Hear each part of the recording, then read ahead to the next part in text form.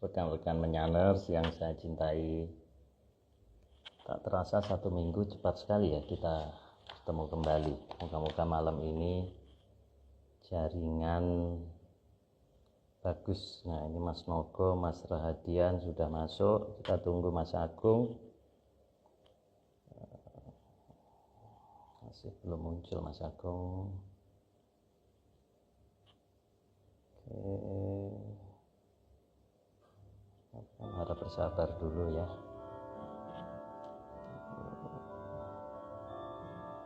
Mas Agung, nah ini Mas Agung udah ada ini. Mas Doni, Megananda, selamat bergabung. Terima kasih. Kita tunggu. Halo Pak Iwan. Pak. Halo Mas Agung. Iya, Wah, iya. wah ini belakang ini seperti batik sama pecot. Ini saya juga mau invite narasumber kita, Mas Agung. Sorry, narator kita. Ini sebentar. Nah, Mbak Nini juga udah gabung. Nah, ini pas ya sekarang ya. Tadi Pas, Mas. ini. Udah, Mas. Ya. Ya. Tunggu dulu, Mas. Nah, ketinggian ini sekarang. sudah gabung. Waduh, ini generasi pre-Z ini. Luar biasa. Nah, udah, pas. Ini yang namanya Sondang yang mana nih? Raja Sondang Bintang Sabungan Sihaloho. Wah, keren sekali. Ini umur berapa ini? Luar biasa ini. Satu lagi Aima ya. Aima. Iya. Malam, salam menyan Aima. Coba tes suaranya. Coba kedengeran nggak suaranya? Coba. Halo? Halo. Halo? Ya. Halo, halo. Ya, kedengeran. Cuman agak kecil. Oke, Mas Agung. Ini sebelum dimulai Mas Agung. Ini saya pakai abang Betawi karena kemarin 22 Juni itu rupanya ulang tahun Jakarta, Mas. Ke-494. Ya, Iya. Tahun 1527 di mana di mana Fatahillah mengusir Portugal. Tapi itu versi sejarah ya ini ya, dan versi menyan. Oke, dan bukan suatu kebetulan Mas Agung, nanti malam jam 2 itu Portugal lawan Perancis. Nah, mungkin ada hubungannya juga ini. Mas saya sih nggak suka bola, itu nggak ngerti, Pak. Oh ya, ini sambil nunggu rekan-rekan yang penggila bola ini. Nah, namun Mas Agung, rupanya ini ada banyak tanggal penting. Jadi tanggal 21 Juni itu Mas, ternyata ulang tahunnya Presiden kita, Bapak Jokowi yang ke-60. Nah, makanya kita ucapkan selamat ulang tahun Pak Presiden. Semoga Pak Presiden nonton acara Instagram Live Atlantis. Nah, suatu saat siapa tahu nyampe nanti. Oke, terima kasih. Ini saya mau mengomentari Mas. Jadi teman-teman ini yang baru tahu, baru join itu sudah biasa mengucapkan salam menyaners gitu. Rupanya ini setelah 1 tahun nih kita mengucapkan menyanti jadi fasih ya rupanya. Ini saya mau tanya Mas Agung, ini backgroundnya kok agak lain, ini apa Mas? Seperti batik, terus ada pecut, ini ada makna ini Mas? Ada. Ini batik ini kan buatannya Mbak Vicky yang waktu itu pernah jadi narator juga kan di kita. Setelah Syahira ya kalau nggak salah, setelah Syahira. Oke. Yeah. Ini batiknya beliau. Dia menggambarkan Atlantis untuk versi beliau. Lumayan bagus, saya jadikan background sekali. Kan bagus Pak. Gitu. Ini keren banget Mas. Jadi seperti kayak kota futuristik tapi seperti kayak bambu gitu. Ininya kayak bambu, pohon bambu. Ini boleh pesan Mas saya Mas. Nanti saya juga pakai itu biar kita kembaran Mas. Pesan maksudnya saya mau pengen beli batiknya gitu. Loh, itu nanti kok seperti ada keris itu apa Mas? Loh, yang kok bisa hilang? Tadi di situ ada seperti kayak gagang keris. Ada. Wah ini enggak ada Pak. Ada tadi di bawah. Ada, Nggak nanti ada. saya Tuh, play. tangan saya kosong. Nah, itu salah, Dan ini salah kamera mungkin, Pak. nanti saya play lagi pasti ada. Oke, Mas Agung, ini saya mau intip open mic. Nih, sebentar. Nah, ini saya lihat intip sedikit nih. Rupanya Mas Agung produktif sekali. Ini 10 jam yang lalu. Ini apakah benar bulan berotasi? Satu lagi tidak ada udara di angkasa.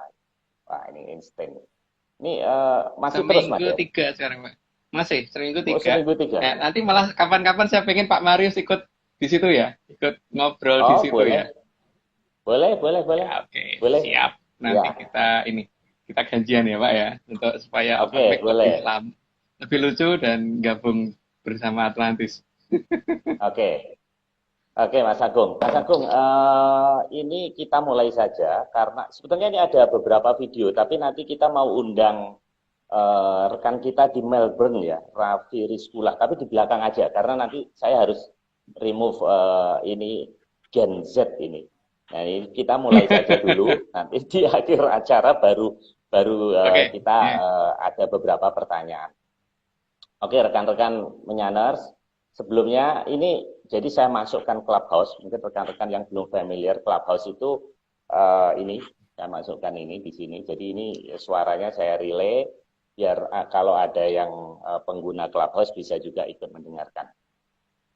Nah, ini merupakan serial terusan ya. Jadi 55, 56 ini rangkaian. Jadi rekan-rekan yang baru join harap mengikuti serial-serial sebelumnya supaya nyambung.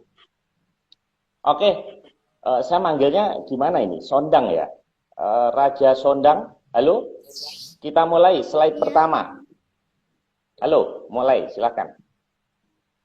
Angin adalah salah satu kekuatan alam yang bisa digunakan manusia. Dan kekuatan alam ini kalau bisa dimanfaatkan akan membuat kehidupan menjadi lebih indah. Ya. Ya. Jadi mulai episode Oke. ini Mas Agung habis dibaca ditutup itunya supaya nanti Hendaknya. pergantian ke Mas Agungnya jelas ya. Silakan Mas. Oh iya. Oke. Ya, saya kira cukup jelas Pak ya. Ini nggak sah kita ngomong secara yang di luar nalar ya, yang dalam kondisi nalar normal aja kan angin minimal bisa dirubah menjadi tenaga listrik kan Pak, gitu. Kalau menggunakan kincir. Ya, walaupun kita nggak tahu gimana yang digunakan malah kebanyakan malah yang bukan yang free energy seperti itu ya nggak ngerti ya. Tapi paling tidak ini bisa digunakan seperti itu. Tapi pada dasarnya model-model seperti ini juga ada kekuatan seperti ini juga ada yang bawa, dan yang bawa ini juga harusnya tidak dibiarkan begitu saja gitu. Kalau dibiarkan ya dia akan ngantem sana sini. Jadi seharusnya dimanfaatkan dengan benar, diterima terus dimanfaatkan dengan benar. Oke, monggo dilanjut dulu. Ayo, Aima. Petir juga merupakan kekuatan alam yang biasanya ikut dalam proses terjadinya angin besar dan hujan.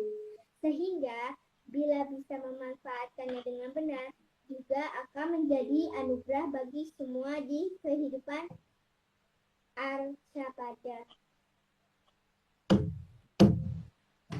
Wah, bagus ngendangnya.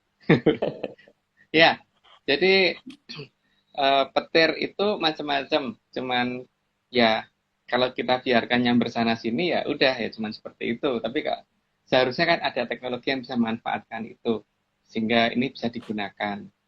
Nah, masalahnya ada dua jenis nih yang namanya teknologi yang dimiliki kekinian zaman sekarang itu kan teknologi yang berhubungan dengan dengan logika zaman sekarang. Tapi untuk logika zaman dulu ini ada dua hal, bahwa ini adalah kekuatan alam yang harusnya diterima manusia ya, sehingga tidak liar begitu saja. Jadi kalau untuk yang teknologi sekarang kan seolah-olah ini tidak terkendali, tapi untuk yang zaman dulu ini harusnya bisa dikendalikan. Nah, langkah itu harusnya yang kita cari lagi. Monggo dilanjut. Sondang. Hujan juga salah satu peristiwa alam yang juga mempunyai kekuatan. Sehingga jika manusia bisa memanfaatkan hujan dengan benar, maka akan lebih bisa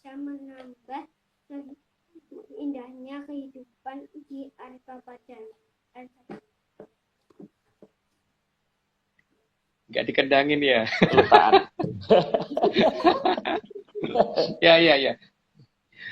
Aku nunggu soal tadi. Oke, jadi memang yang namanya hujan seperti itu kan. Kalau dibiarkan ya numpuk bisa bikin banjir sana sini ya. Tapi kan kalau zaman sekarang kan minimal dimanfaatkan dengan cara dibendung untuk bikin PLTA, untuk tempat pariwisata dan sebagainya.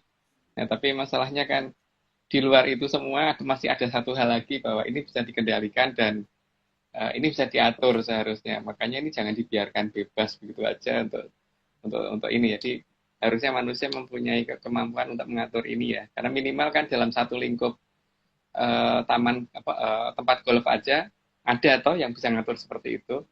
Makanya harusnya ya untuk langkah yang untuk tataran yang lebih tinggi yang tidak hanya sebesar lapangan golf harusnya ada yang sanggup menerima itu gitu. Gitu. Monggo dilanjut. Ayo. Aima. Tapi semua kekuatan alam tersebut tidak selamanya hanya akan melayang-layang di udara. Semuanya butuh tempat mendarat, sehingga harus ada tempat pendaratannya. Ya, yang jelas kan memang kekuatan alam itu butuh wadah. Nah, wadah ini tidak melulu manusia ya, bisa berupa pusaka, bisa berupa apa saja lah. Pusaka itu macam-macam kan, ada keris, ada pedang, ada tombak, ada pecut, ada gamelan dan sebagainya. Nah, wadah ini ya manusia yang harusnya menyiapkan itu ya. Karena kalau tidak kan ini kalau dibiarkan begitu saja ya sangat ini ya bisa tidak sinkron dengan kehidupan manusia. Jadi harusnya sudah mulailah kita tidak menganggap itu mitos bahwa alam ini bisa dikendalikan gitu. Jadi jangan hanya menerima teori yang alam itu tidak bisa dikendalikan gitu. Oke, maka dilanjut. Selama 500 tahun ini, semua kekuatan alam tersebut dititipkan ke Atlantis oleh Sang Mahaprabu Brawijaya ke-8. Ya, terus ya. Oh, kata-katanya belum selesai ya. Oke, ini kan masih ada kata-kata karena dititipkan oleh Brawijaya 8 kan karena menunggu nanti siapa yang sanggup menerima gitu. Karena sebelum ada yang sanggup menerima ya berarti dia harus mendarat di tempat yang benar dulu supaya tidak ngatur sana sini. Tapi ya itu tadi ya yang namanya tempat penitipan itu kan ada batas waktunya, jadi sehingga pasti suatu kita dikembalikan. Ingat ya, di sini saya ngomong Prabu Brawijaya 8 karena Brawijaya tidak cuma sampai 5 tapi sampai 8. Ya, lanjut. Setiap pesawat membutuhkan panjang landasan minimum, karena kalau kurang panjang landasannya akan mengakibatkan hal yang tidak baik bagi si pesawat. Begitu juga bagi Jaya Kawijayan. Butuh jumlah kekuatan minimal yang harus dimiliki oleh yang akan menerima, agar Sang Aji Jaya Kawijayan bisa bersatu dengan yang menerimanya. Yang namanya yang di atas itu pasti akan kalau melihat pasti akan lebih jelas daripada yang di bawah karena ini mungkin yang di bawah sudah merasa kita punya lapangan terbang sudah cukup panjang nih 200 km tapi kan pesawat jumbo jet itu minimal butuh 2 kilo gitu kan sehingga ya yang di atas akan tahu ini kalau dipakai mendarat pasti akan kurang gitu ya. Begitu juga kita mungkin sudah merasa punya landasannya 3 km atau 4 km, tapi lebarnya cuma 1 meter, itu juga nggak cukup. Jadi di sini kadang-kadang yang tidak dimengerti oleh banyak orang kan, aku udah cukup kuat, aku udah cukup mampu, tapi kenapa dia nggak datang gitu kan. Masalahnya salah satunya kan itu di samping yang pernah kita jelaskan di 55 dan 56 ya. Ya, lanjut. Selain lebar dan panjang landasan, pesawat terbang juga perlu komunikasi dengan landasan paginya. Maka di sini perlu kemampuan komunikasi dengan Sang Aji Jaya Kawijayan agar bisa menyatu dengan yang akan menerima. Ya, itu jelas ya. Saya pikir cukup jelas kalau itu. Jadi ya namanya kekuatan alam kalau mau mendekat kan harus bisa kitanya juga minimal harus bisa komunikasi dulu. Kalau tidak ya gimana ya? Kalau seperti saya dengan Pak Mario saja bisa komunikasi minimal ada bahasa verbal yang kita sama dan ada alat yang bisa digunakan yang sama untuk komunikasi kan. Kalau tidak ya komunikasi terputus itu nggak mungkin bisa ada penyatuan antara kekuatan dengan yang akan menerima gitu. Oke, mulai dilanjut. Oke. Selain komunikasi, juga perlu diatur sandi-sandi agar Sang Jaya Kawijayan ini telah menyatu tidak bisa digunakan oleh orang lain. Agar digunakan untuk kebaikan alam raya, maka diperlukan untuk mengerti akan sastra Jindrahaningrat bukan hanya sekedar teori yang hanya membuat orang menjadi baik, tapi benar-benar mengerti japa mantra yang merupakan sandi-sandi alam yang ada dengan bahasa atau sastra yang selaras dengan alam. Jadi bukan sekedar terjemahan dari arti sang japa mantra tersebut. Ya. Yang namanya japa mantra itu kan sebenarnya adalah suatu password. Kalau password itu ya memang ya seperti itu. Jadi password itu memang suatu kata yang tidak perlu diartikan lagi. Jadi kan banyak hal yang keliru di saat ini adalah ketika justru mengartikan dari suatu sandi ya. Jadi banyak mantra yang diterjemahkan sehingga akhirnya malah tidak berfungsi. Ya seperti halnya kalau Windows diganti dengan kata jendela gitu, terus klik enter kan nggak jalan. Atau misalkan kita pakai password apa gitu. Tapi masalahnya kan kalau password itu hanya berapa kata gitu. Nah ini yang namanya japa mantra ini biasanya lebih dari 1 bait puisi ya. Jadi ini yang bedanya di situ. Ini menunjukkan betapa nenek moyang kita itu sangat kuat dalam daya ingatan sehingga satu pusaka per satu pusaka dan satu jenis kekuatan per satu jenis kekuatan itu mantranya beda-beda dan memang ini tidak boleh tersebar dengan gampang karena tidak supaya jangan sampai hal yang seperti ini dipergunakan oleh orang-orang yang tidak pada tempatnya ya. Jadi memang harus dipegang oleh orang yang benar dan kemudian mantranya pun juga harus dikuasai ya. Juga percuma kalau hanya memegang tapi tidak ngerti mantranya apa. Karena akhirnya kan hanya kayak sebagai gudang tapi tidak bisa menggunakan apa yang ada dalam gudang tersebut gitu. Oke, monggo dilanjut. Maka di sini sangat dibutuhkan tempat penyimpanan data yang cukup besar, namun berwujud tidak besar karena harus sanggup menampung sandi-sandi alam yang sangat banyak dan sangat besar. Ya, di sini saya keduluan. Nah, oke, makasih Sondang. Di sini ada masalah dua ya. Jadi setelah masalah kekuatan alamnya mengerti kan berarti kita juga harus mengukur seperti halnya ini ada air 1 ember itu nggak mungkin diterima dengan 1 gelas gitu kan.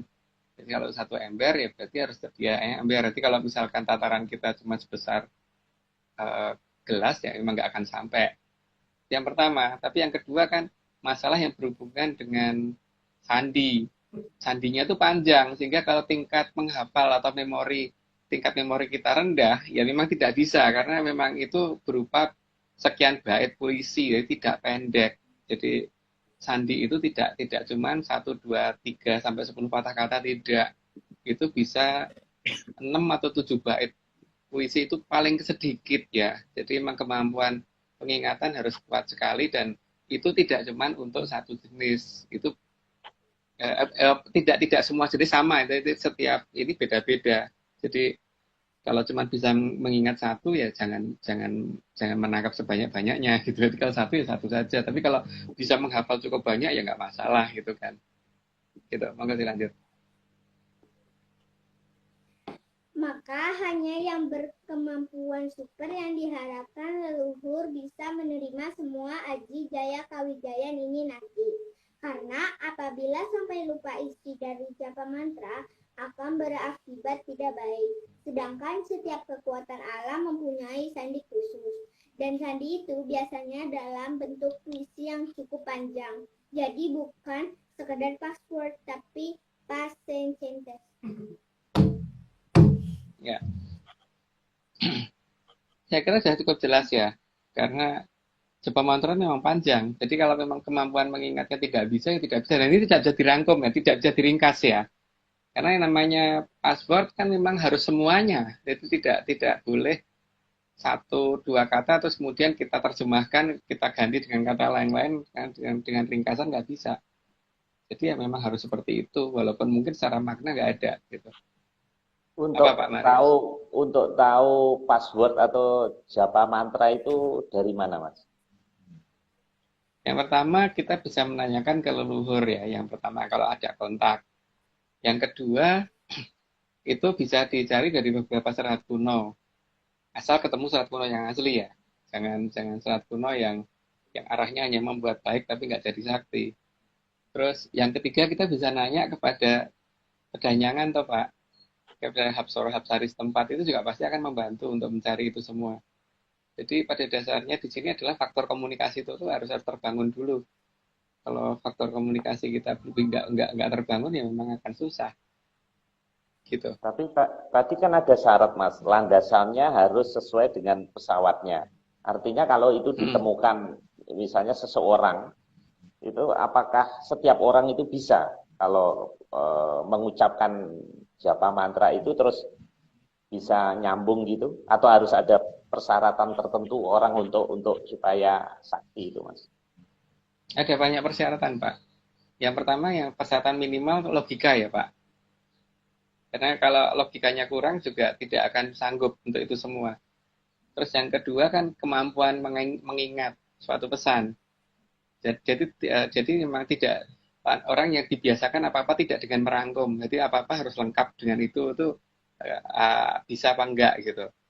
Terus yang ketiga kan secara fisiknya sendiri dia juga memang sanggup gitu. Jadi memang uh, dia memang memiliki wadah yang cukup besar dan ini yang mengerti mungkin malah justru bukan kitanya tapi dari sananya yang mengerti. Jadi kan ada yang mengarahkan sananya juga untuk menempati ke kemana gitu. Jadi tapi ya yang paling penting itu kan di sini yang paling penting kan kita tuh kalau menyediakan wadah, wadah itu kan kadang-kadang ketika badan kita nggak sanggup, maka kalau empu zaman dulu kan kemudian membuat pusoko, keris dan sebagainya. Yang nanti kalau pada saat perang ya berarti pusoko tersebut dilolosi, masukkan ke badannya semua, kemudian baru beberapa yang nggak sanggup dia bawa dalam bentuk pusaka tersebut gitu kan. Tapi kalau misalkan sanggup ya ya dari awal memang tidak dalam bentuk pusaka udah ada dalam badannya dia semua tapi itu jarang biasanya memang diletakkan dalam pusaka maka gedung pusaka itu biasanya banyak banget keris di sana gitu loh itu jadi di sini kan tidak harus ke wadah ke dalam badan manusia Pak tapi masalahnya kita sendiri sanggup nggak membuatkan itu gitu dan menggiring itu untuk masuk ke situ sanggup nggak gitu gitu Pak. Oke, cukup, Mas. Oke, Terima kasih. lanjut nomor Lanjut, 11. ya, Aima. Salah satu kekuatan alam yang akan dilepas oleh Atlantis adalah Sang Aji Dipo. Terakhir kali dahulu Sang Aji Dipo ini pernah memiliki oleh Pangeran Ontowiryo, maka kemudian namanya berubah menjadi Pangeran Diponegoro. Saya pikir sudah cukup, ya. Saya pikir sudah cukup jelas ya ini ya. Jadi kayaknya nggak Ya, perlu Mas. diperjelas lagi deh. Nah, yuk Ya, lanjut ke nomor kita lanjut. 12. Sebelum Pangeran Ontowiryo, Aji Dipo juga pernah dimiliki oleh Ki Ageng Selo, yang dulu pernah diceritakan menangkap petir dan diletakkan dalam kandang agar bisa dilihat oleh banyak orang pada masa itu. Itu juga kayaknya sudah cukup jelas. Ya, Jadi kayaknya dilanjut dulu. Ya Pak Marius ya jelas ya? ya, nggak apa-apa. Nanti kita Oke, perjelas di lanjut dulu. Zoom aja kalau ada yang nggak jelas nanti, Mas. Kan ada Ya, rangkuman. Silakan. Pada masa Ki Ageng Selo, Sang Aji Dipo diberi nama Gendri dengan wujud ular naga yang sudah beliau perkecil dan lepas saat ada yang menyiram dengan air. Saat itu sebenarnya Ki Ageng Selo hanya ingin menunjukkan ke masyarakat bahwa alam itu bisa diatur dengan kekuatan alam yang bisa ditanggap. Namun karena kondisi waktu itu ada yang menyiram sang Gandrik, maka sang Aji Dipo dititipkan kembali ke Keraton Atlantis. Ya, jadi kan dulu pernah ada cerita seperti itu ya. Jadi beliau pernah menangkap, Ki Ageng Selo itu menangkap petir yang wujudnya dimasukkan ke dalam kandang gitu, wujudnya kayak ular naga kecil. Dan kemudian itu diberi nama Gandri. Makanya banyak orang Jawa yang sekarang kalau ada petir kan sambil ngomong Gandri, aku putrane Ki Ageng Selo gitu, supaya nggak kesambar petir kan begitu. Tapi itu hanya kalau berhadapan dengan Aji Dipo ya, karena sang Aji Dipo kan memang itu. Nah, tapi dulu memang sudah dipesan jangan sampai ini disiram sama air, tapi ada orang yang nekat nyiram sama air karena pengen nyoba ya, kesambar mampu sendiri sih memang sih orang tersebut. Tapi ya itulah yang terjadi di masa lalu gitu.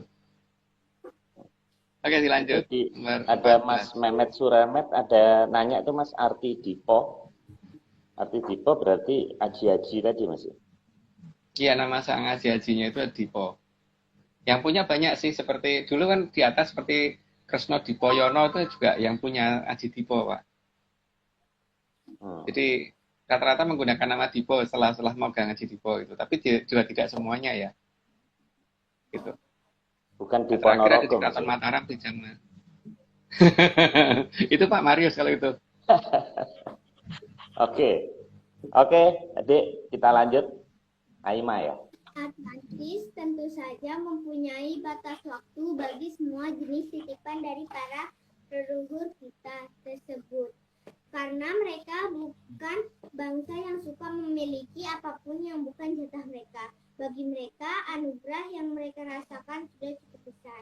Maka ketitipan anugerah milik negara lain akan mereka jaga, tapi tidak akan mereka genggam terus. Karena tahu bahwa itu bukan hak mereka. Ya, jadi Aji Dipo termasuk salah satu dititipkan ke Keraton Atlantis dan ini sudah mendekati masa untuk dikembalikan. Jadi artinya kan kita siap apa tidak siap ya itu akan dilepas ke kita. Jadi ya kita harus menerima itu gitu.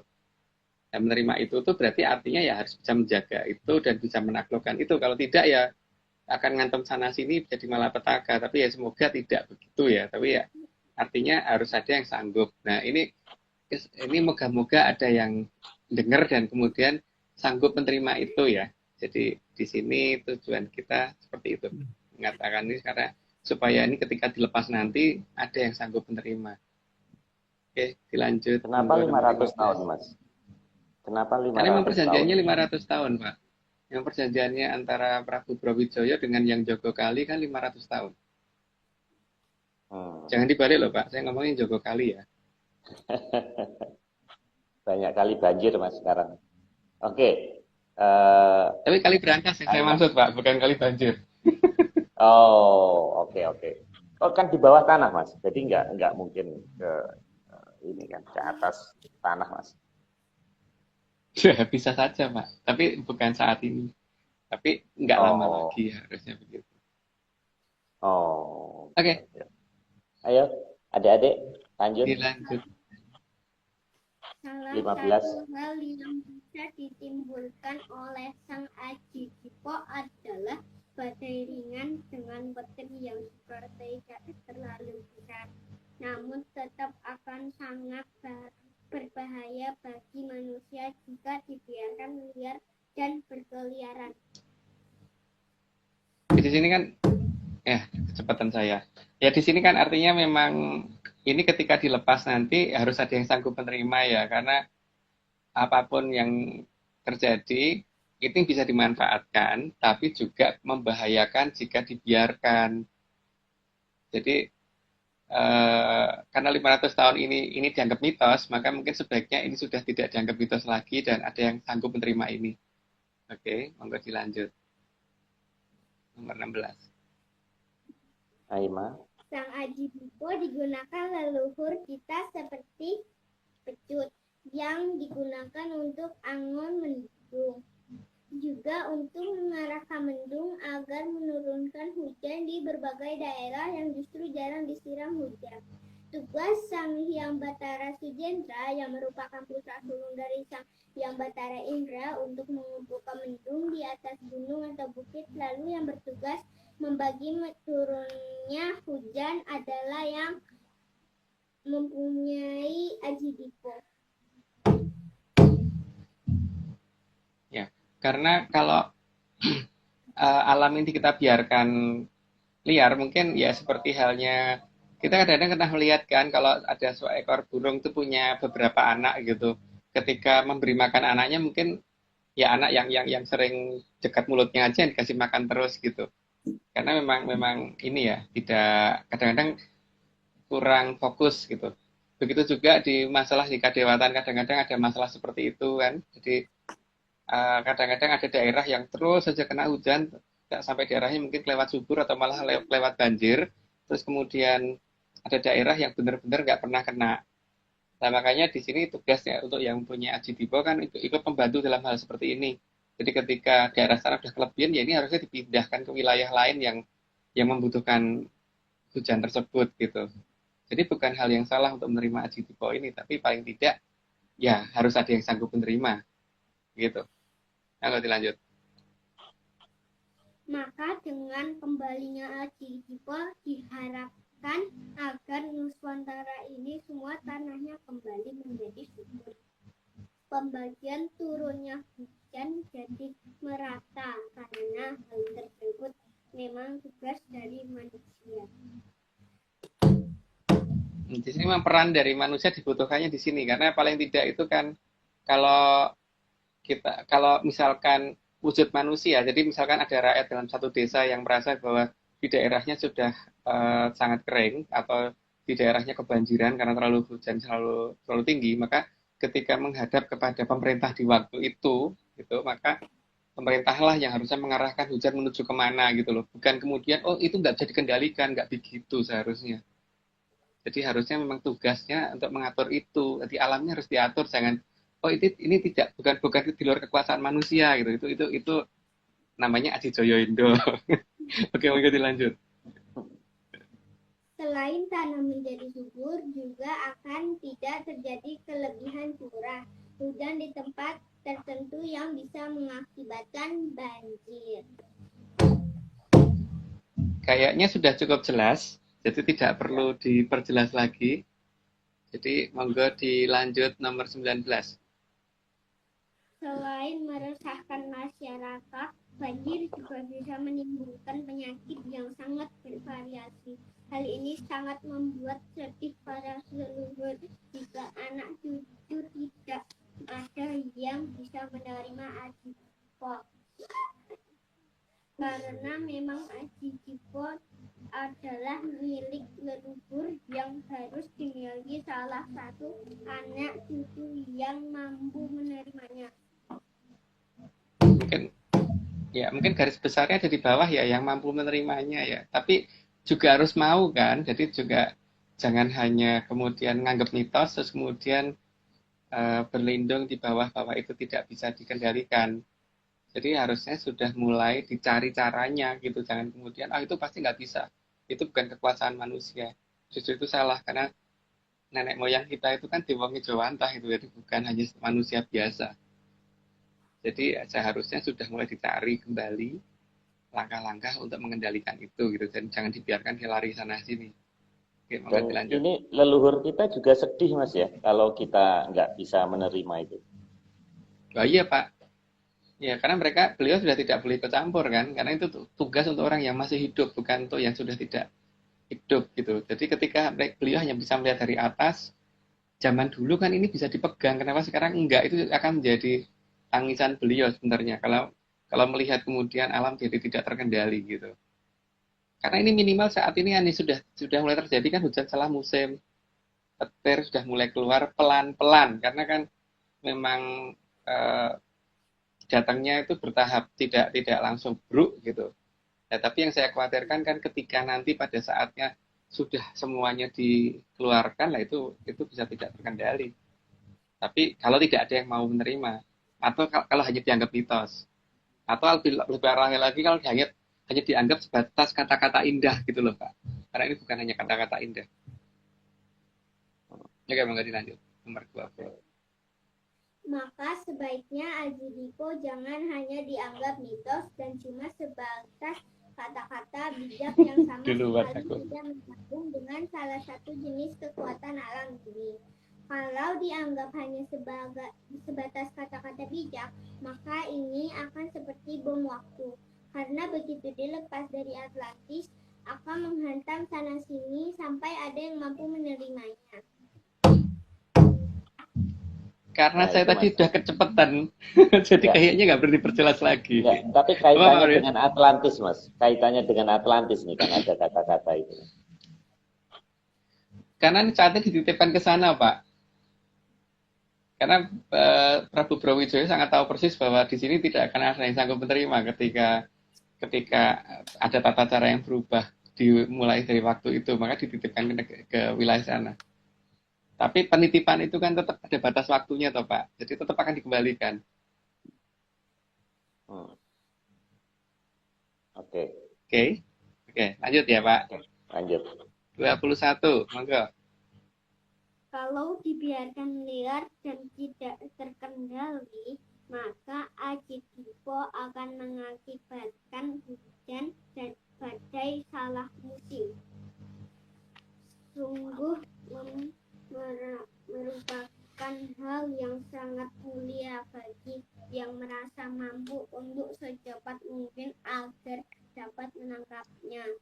Jadi bukan berpura-pura menangkap, tapi benar-benar menangkapnya. Karena di situ Satria Piningit akan dapat jatah paling akhir agar kekuatan alam bisa terdistribusi ke banyak orang. Tapi kalau memang tidak ada yang sanggup, ya nantinya akan terpusat ke satu orang saja, yaitu sang Satria Piningit. Itu menurut Jongko ya Pak.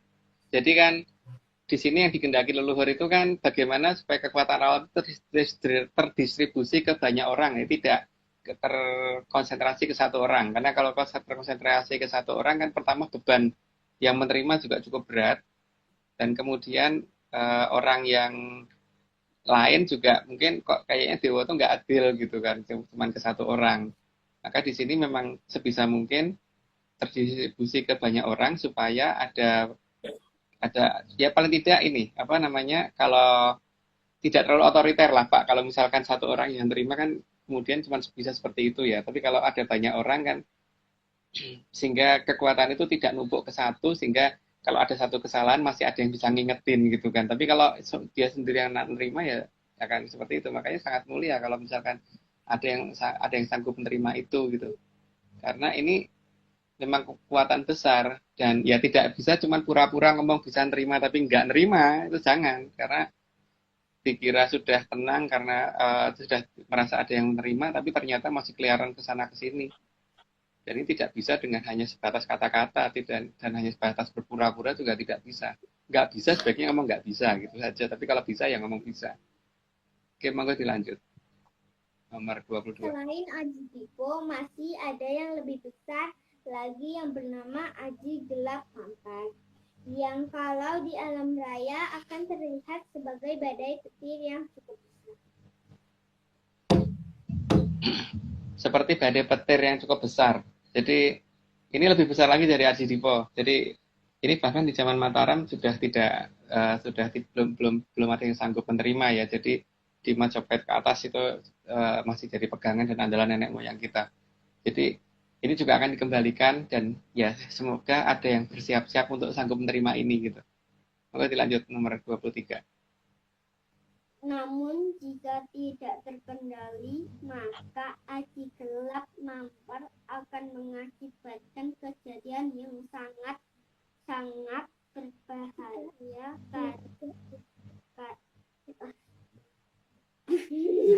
kayaknya salah itu, Dek. Itu 24, ini 23. Salah kan? Diulang 23. Yang 23. Aji gelap ngampar itu. Aji gelap mampar pada zaman dahulu digunakan leluhur kita untuk menghalau pasukan Buto yang kadang menyamar sebagai hujan badai yang cukup besar dan tidak bisa dikendalikan dengan aji po. Semua kekuatan itu ada tingkatan-tingkatannya. Jadi di sini kan ketika ada kekuatan yang kira-kira tidak sanggup dikendalikan dengan aji dipo, ya berarti ada yang lebih besar lagi. Ini contohnya si gelap mampar. Dan ini memang lebih berbahaya lagi daripada si aji dipo, tapi ya memang ini juga lah salah satu kekuatan yang dititipkan Mojopahit waktu itu ke Atlantis yang akan dikembalikan. Monggo dilanjut dulu, nomor 24. Jika aji gelap mampar tidak ada di Nusantara, akan membuat para berkasakan yang sangat besar sangat senang, karena tidak akan yang sanggup menghalau mereka lagi, sehingga mereka bisa memangsa dan menyebarkan penyakit tanpa ada yang menyadarinya. Ya, gelap mampar itu cukup ditakuti oleh para raksasa dan raksasi ya.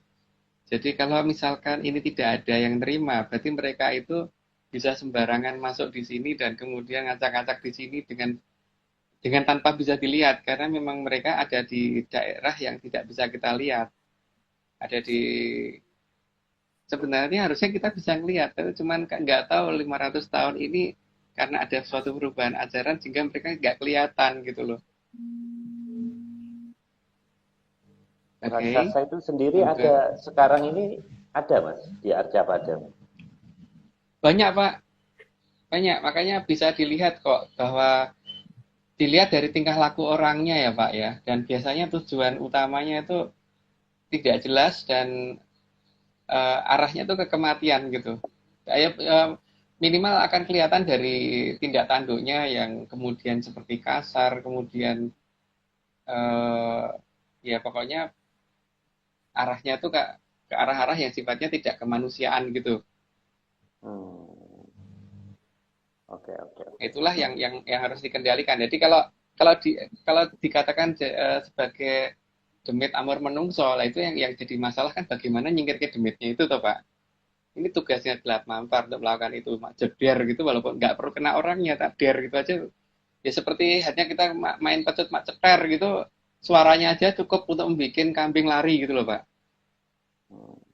Gitu juga dengan si gelap mampar.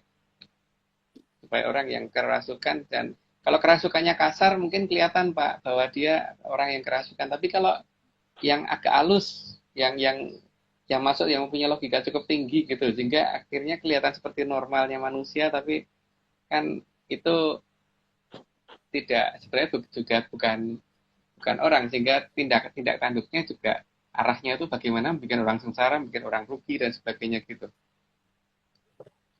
Oke. Lanjut. Dek. Aji gelap mampar adalah salah satu cucu dari sang naga tapak angin dan merupakan salah satu kekuatan yang ditakuti oleh Batara Kala, sehingga seharusnya mantra aji gelap mampar adalah ada dalam sastra pengruatan yang asli. Cucunya sang naga tapak angin Pak ya, jadi bukan naga tapak anginnya. Jadi di sini merupakan salah satu cucu, jadi bukan naga tapak anginnya ya. Terus kemudian memang itu ada dalam sastra pangruatan yang sebenarnya harusnya ada, cuman masalahnya kan saat ini untuk mencari sastra pangruatan yang asli ini yang agak membingungkan karena banyak hal yang berubah, justru malah contohnya gini Pak ya. Saya pernah baca dalam beberapa sastra pangruatan yang beredar itu seperti ada kata-kata begini, misalkan yo marojo joromoyo gitu, yang artinya kan ya yang menjadi raja Sang Prabu Joromoyo. Padahal Joromoyo itu adalah salah satu yang ketitisan Bathara Kala. Jadi kan ada yang salah di situ. Seharusnya kan Yo Maraja Nir Joromoyo gitu kan Pak. Hmm. Ada kata yang dihilangkan di situ. Ya ya Silopo Polosio gitu. Yang sengsara Polosio itu polos sekalian gitu kan Pak. Jagat mungkin sekalian kan. Itu jelas keliru ya. Kan harusnya ya Silopo Nir Polosio gitu kan. Jadi ya yang sedang sengsara jangan sampai menjadi lebih jangan dibikin lebih sengsara gitu kan Pak. Tapi ada beberapa hal yang di sastra Pangrawatan itu yang hilang gitu loh, yang saya perhatikan di situ. Nah, Oke, monggo japa dilanjutkan. mantra itu kalau diplesetin itu katanya justru malah bencana, Mas. Betul nggak, Mas? Makanya justru saat ini menurut saya yang ada yang model plesetannya itu yang jadi masalah. Makanya ketika ada orang menaruh Raja Kolocokro yang ada malah kecelakaan kadang-kadang karena ada satu kata yang hilang di situ di Kolocokro tersebut gitu loh. Karena kata-kata seperti tadi kan misalkan Yomarojo Joromoyo itu malah kebalik itu Pak. Harusnya kan keliru itu kata-kata itu. Ya, di situ kata-kata kan yang menjadi raja adalah Sang Prabu Joromoyo, Yusilopo Polosio dan sebagainya itu ya. Itu kan harusnya nggak begitu kata-kata itu. Nah ini harusnya mulai dicari lagi yang lebih benar gimana gitu. Untuk terutama yang merasa sanggup gitu. Oke. Dilanjut Pak ya. Lanjut. Ya. Oke, 26. Namun jika tidak terkendali, maka aji gelap mampar akan mengakibatkan kejadian yang sangat berbahaya. Karena akan liar petir di mana-mana dan hujan badai salah satu musim yang cukup besar. Ya, sudah cukup jelas seperti tadi ya. Yaitu yang lebih kecil aja kalau dibiarkan liar udah berbahaya, apalagi yang lebih besar gitu. Yang manfaatnya untuk mengusir buta malah jadi membahayakan manusia sendiri jika dibiarkan begitu saja. Bisa menjadi hujan badai salah musim yang cukup besar. Kalau kata-kata orang Jawa kan udan barat salah mongso gitu.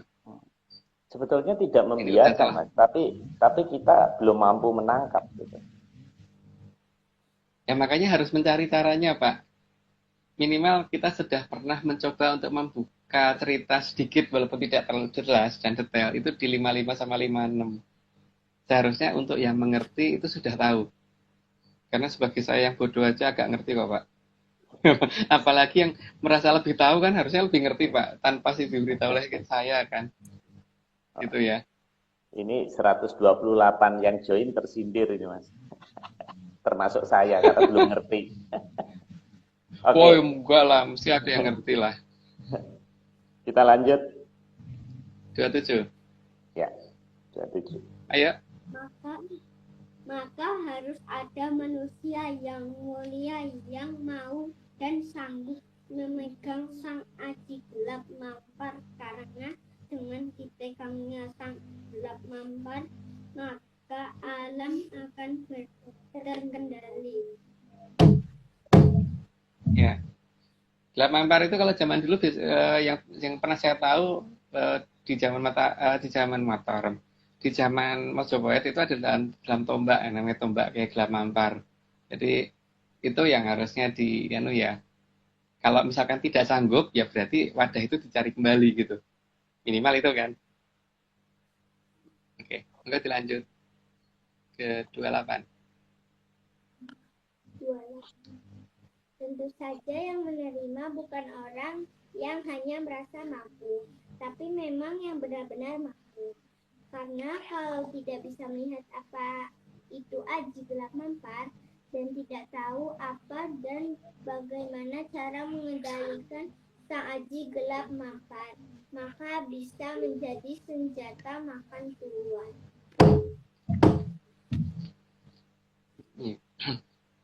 Gambarannya kayak udah cukup jelas. Memang itu sesuatu hal yang kalau hanya ngaku ngerti akan berbahaya ya. Jadi harus benar-benar ngerti dan tidak hanya ngaku-ngaku tahu ya.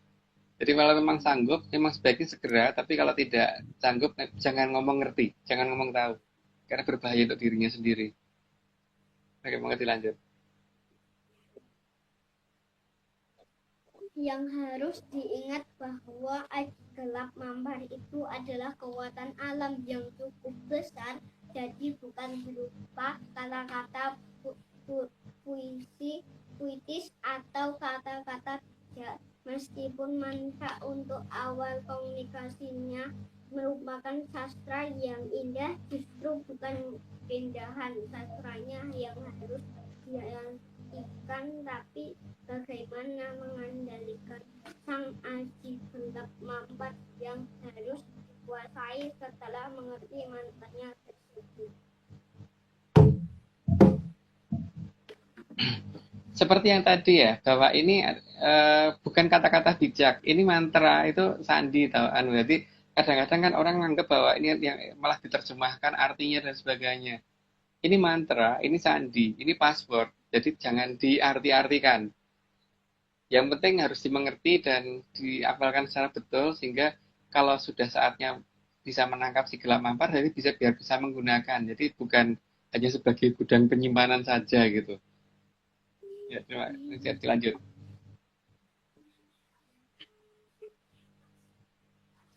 Ayo, Maka salah satu usaha manusia untuk bisa mengendalikan sang aji gelap mampar. Kok ketawa? Maka salah satu usaha manusia untuk bisa mengendalikan sang aji gelap mampar adalah salah satu pengorbanan yang sangat mulia. Karena kalau salah malah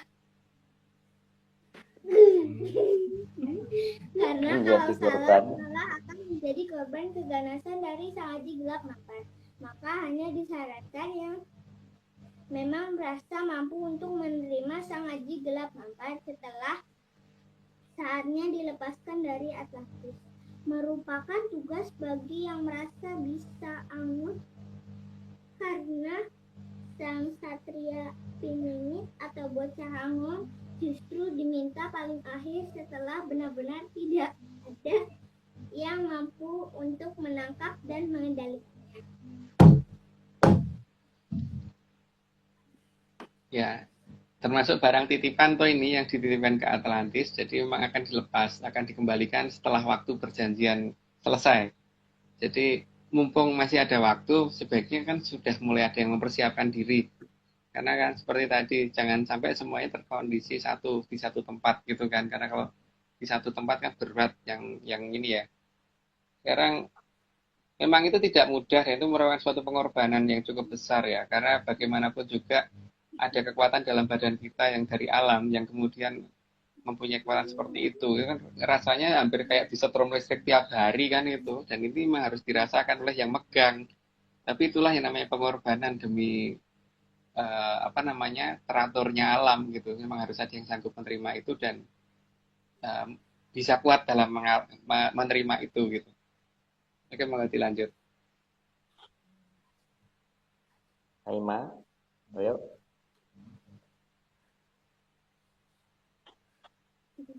31. Slide 31, Dik. Hal ini agar manusia tahu bahwa dewa itu adil, sehingga semua manusia diberi kesempatan yang sama untuk mencoba menerima aji gelap mampar. Saya pikir cukup jelas ya. Yang jelas ini kan hanya untuk juga salah satu bukti bahwa dewa itu adil, maka memang semuanya dikasih kesempatan. Jadi bukan hanya orang tertentu yang mempunyai kesempatan itu, tapi semuanya mempunyai hak untuk yang sama untuk mendapatkan kesempatan. Cuma masalah sanggup dan tidaknya itu masalah nanti, masalah berikutnya. Oke, dilanjut dulu.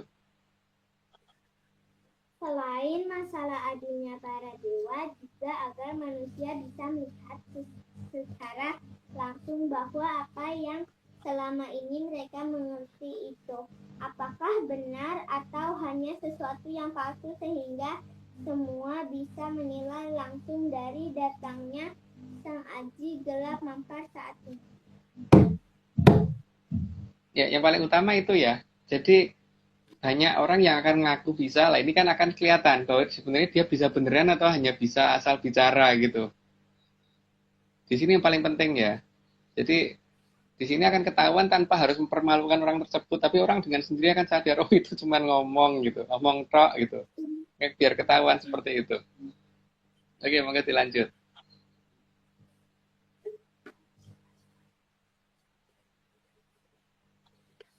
Selain masalah adilnya para dewa, selain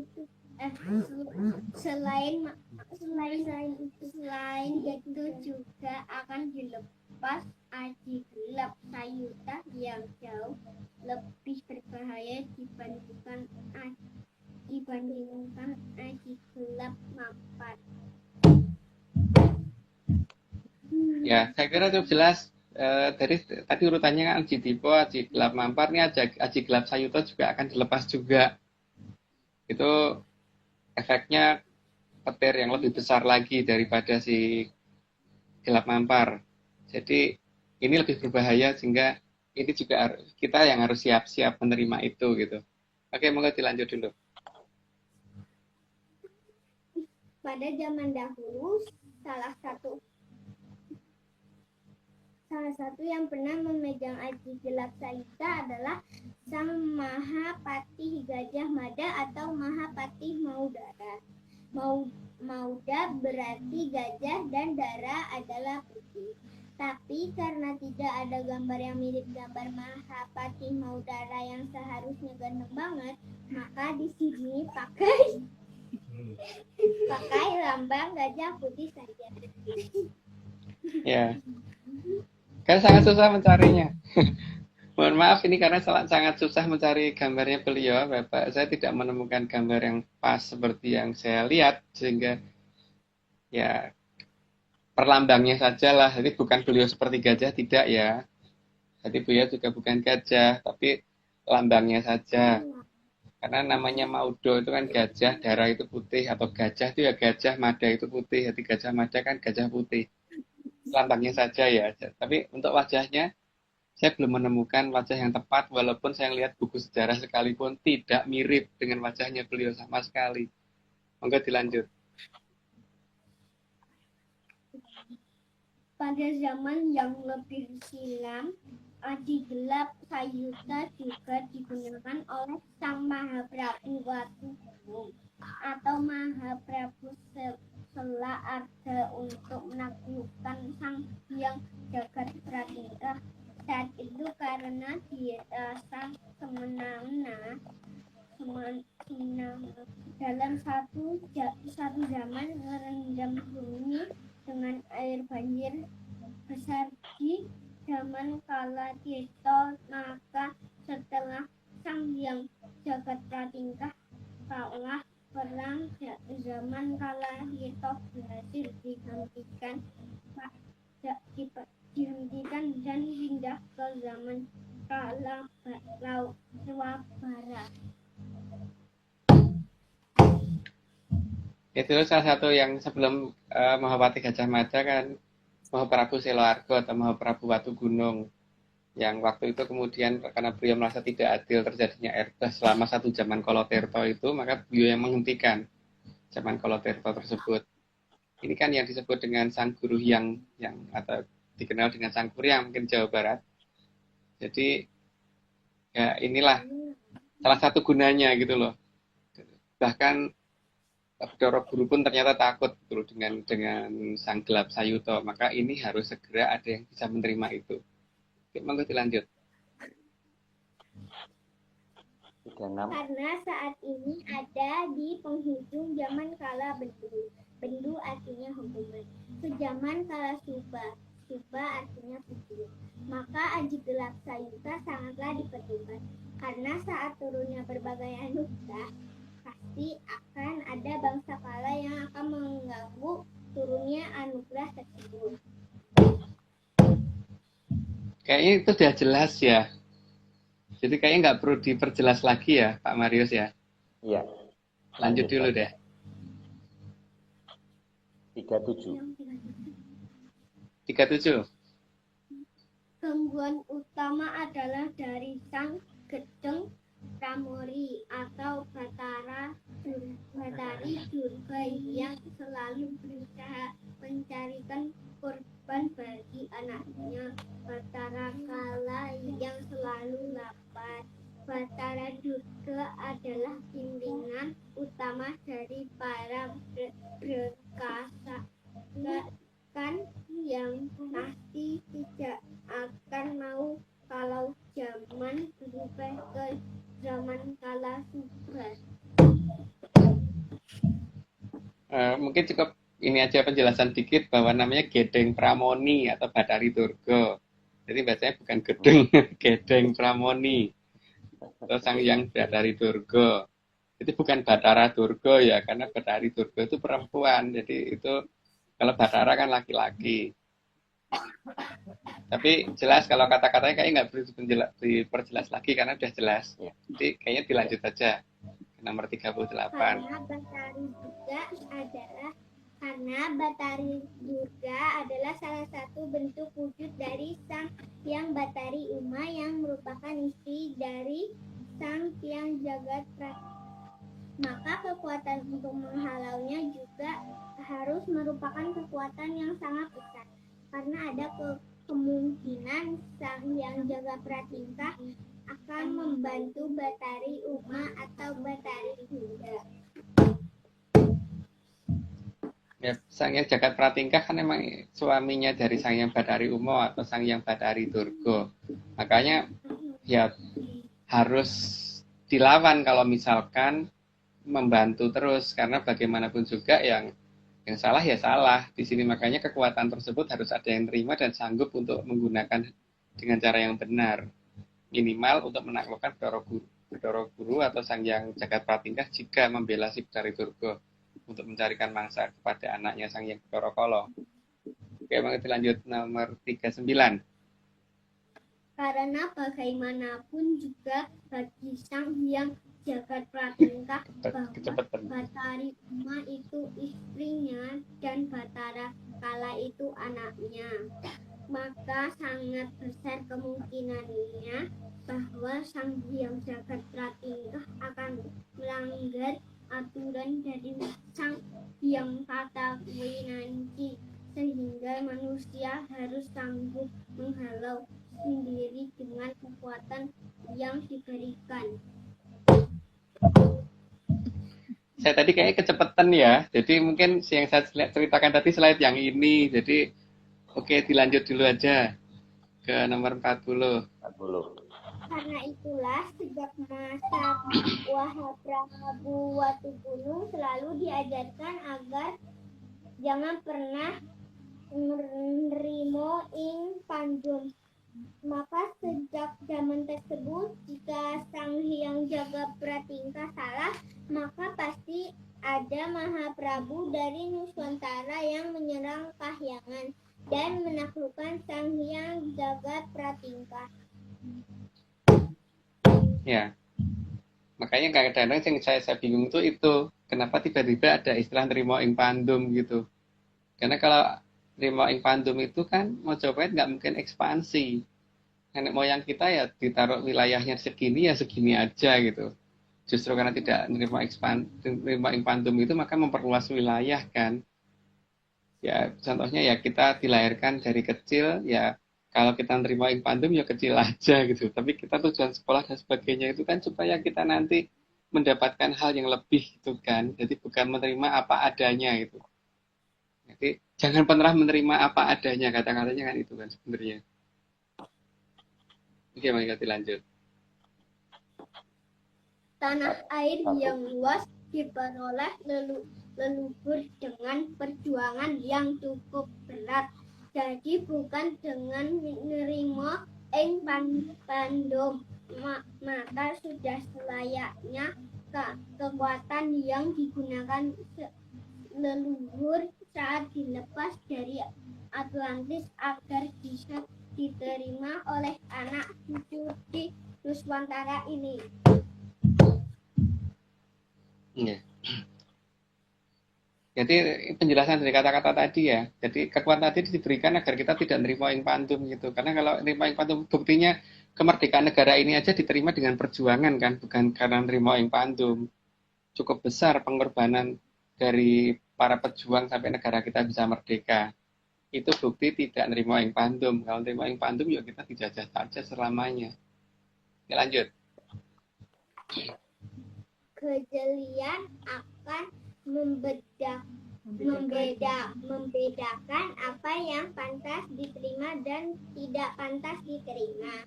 Maka agar tidak terjebak oleh kekuatan para buto yang menginginkan manusia salah arah, sangatlah perlu untuk terlatih menggunakan mata satu.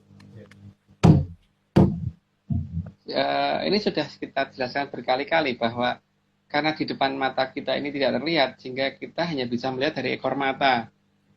Kalau kita melihat pakai ekor mata, itu nggak mungkin pakai dua mata. Berarti hanya menggunakan satu mata. Maka harus cukup terlatih dalam menggunakan mata satu, bukan menggunakan dua mata. Oke, lanjut. Bayangan buto yang susah dilihat akan bisa terlihat dari ekor mata. Karena tidak akan terlihat aslinya buto kalau dilihat dengan dua mata, jadi memang perlu terlatih menggunakan mata satu sesuai petunjuk mata dari Mataram. Tadi kecepatan ya. Nanti ini sudah saya jelaskan yang tadi. Jadi kayaknya dilanjut dulu aja. Biar cepat selesai. Mataram mengajarkan ajaran yang berpatokan pada wayang kulit, bukan wayang orang, dan wayang kulit para satria selalu digambarkan bermata satu. Ya, bisa dilihat kok itu semua satria dalam wayang kulit pasti matanya satu. Begitu juga Dewa, begitu juga Batara, begitu juga Prabu, Mahaprabu, Patih dan sebagainya, pasti matanya satu penggambarannya. Karena dan itu kan hanya menunjukkan bahwa lihatlah menggunakan ekor mata ya, supaya semuanya menjadi lebih terlihat dengan jelas gitu.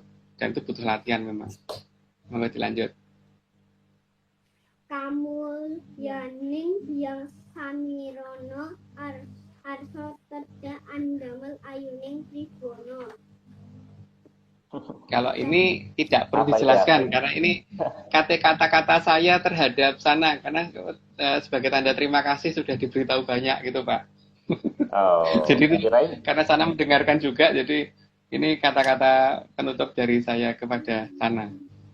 Kirain password Mas Agung, bukan ya? Oh enggak Pak, bukan password. Kalau yang gambar yang terakhir ini kan tentang ini toh Pak, apa namanya? Mengingatkan masyarakat bahwa akan terjadi proses kumambangi watu hitam gitu. Ya. Mas Agung, saya mau ucapkan tadi ada 2 doktor di sini, satu Bu Nur Sudiati, satu lagi sahabat saya Asgar. Dokter Asgar nih kita plesetin asli Garut. Nah, namanya aslinya Agus Sunaria. Beliau ini eselon 2 di Kemenku. Jadi ini mau belajar apa nih? Saya nggak ngerti. Mungkin mau belajar gelap ngampar tadi. Oke, adik-adik, tadi saya belum perkenalkan ya. Satunya Aima Ayunda Ignesia. Ini putrinya Mas Rahadian ternyata. Satu lagi Sondang dari Batak. Jadi nanti ya, Dek, rekamannya ditunjukin Bu Guru, Pak Guru Bahasa Indonesia harus dapat A. Jadi kalau di Amerika, nanti kamu kalau udah gede, nanti kagum ngelihat prestasi kamu. Kalau di Amerika kan anak Om juga kuliah di sana, yang dicari itu ya prestasi ini sebenarnya. Keberanian kamu membaca, memang tidak perfect tapi nggak apa-apa. Dan jam segini masih bisa melek ya, itu luar biasa. Oke ya, Dek, saya remove dulu karena Om mau undang satu lagi. Ada testimoni. Saya remove akunnya Anjang Silati ya. Oke, tunggu Mas Agung. Saya mau invite satu lagi. Ada rekan kita Raffi. Nah ini Raffi Rizkullah. Coba invite. Kita tunggu sebentar. Halo. Halo, Raffi. Salam kenal. Salam kenal Mas Marius. Salam Nusantara semua. Salam Nusantara, salam menyan. Ini posisi di Melbourne atau di mana? Oke Mas, di Melbourne saya Mas. Lagi Melbourne. Weh, dasar di sana berarti jam 1 ya? Ya, Salam salam kenal. juga Mas Raffi. Emang kenal. Oke. Ini berarti udah jam 1 ya di sana ya? Jam 1.10 Mas Marius. Oke. Iya, iya, iya, iya. Saya biasanya nongkrong di Lonsdale, di Spencer situ, Mas. Widih. Kalau Mantap. di depan dulu nonton Australian Open deh. Wih. Udah lama Mantap nih Mas lockdown, Marius. saya nggak ke Melbourne banyak. Ini banyak warung kopi sekarang keren di sana, keren. Oke, thank you Rizky. Ya, saya mau play salah satu video. Ini kelihatannya kamu merekam. Ini saya pengen cerita kamu dari apartemen kamu. Ini saya dari Mas Nogo. Saya mau konfirmasi, namun sebelumnya kita play dulu rekan-rekan, ada 35 detik.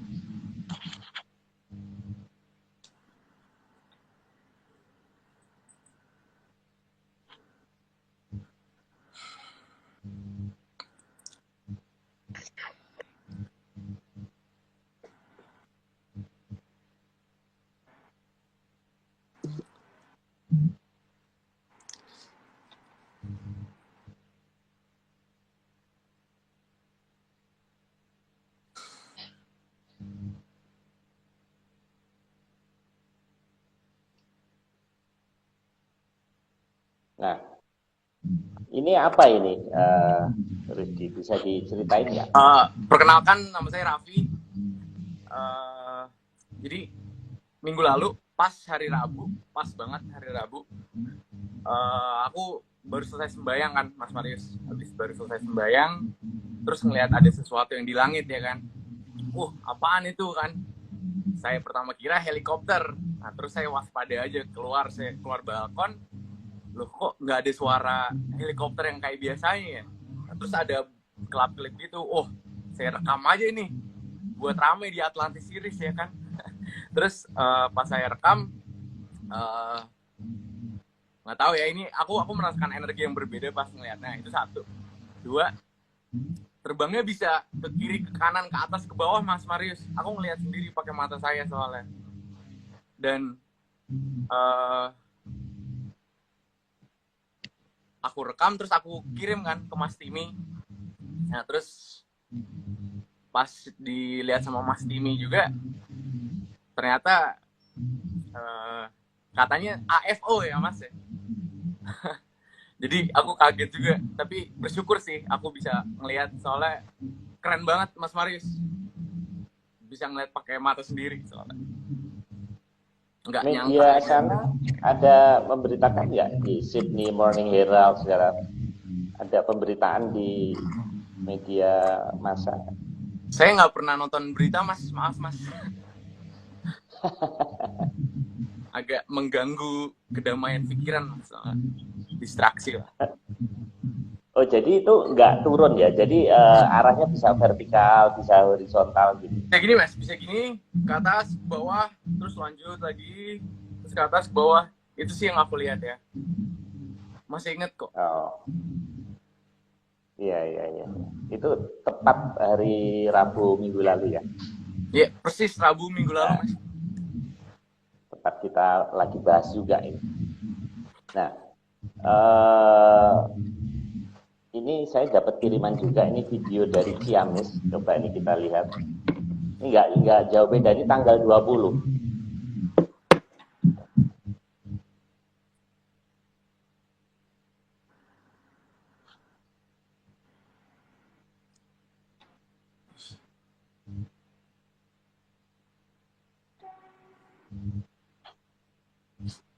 Ya, seperti itu. Kurang lebihnya di tanggal yang berdekatan. Nah, menurut Mas Agung, analisanya apa ini, Mas?